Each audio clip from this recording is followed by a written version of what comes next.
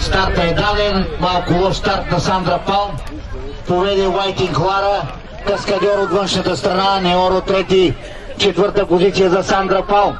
Два пъти ще преминат конете през финишната дъска. Две пълни обиколки и отгоре 100 метра.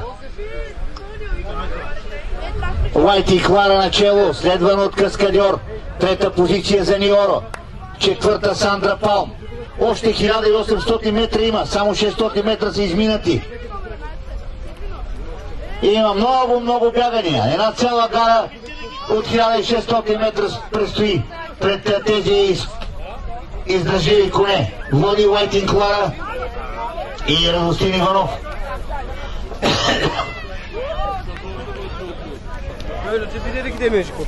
Да, още една обиколка пълна.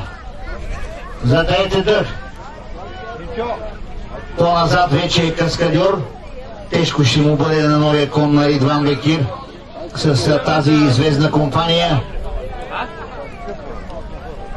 Води Уайтинг Клара, следван от Ниоро, трета позиция за Сандра Палм, четвърти каскадьор Ениазис Алиев.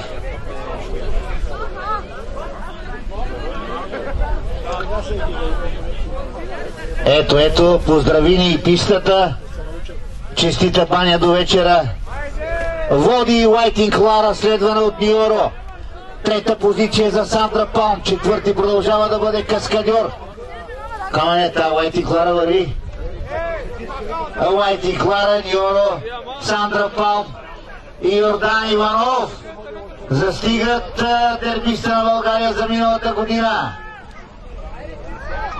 Сандра Палм вече малък аванс за Сандра Палм пред Ниоро. Успя да завоя да мина от вътрешната страна на Ниоро.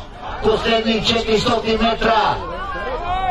Води Уайтинг Клара. Уайтинг Клара сякаш се къса. Ниоро върна второто си място.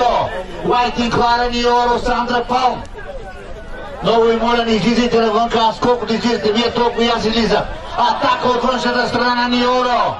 Уайтинг Клара, Ниоро. Уайтинг Клара, Ниоро. Уайтинг Клара. Уайтинг Клара, Ниоро. Сандра Палм и каскадьор. Честито, момчета. Братово 25-та година.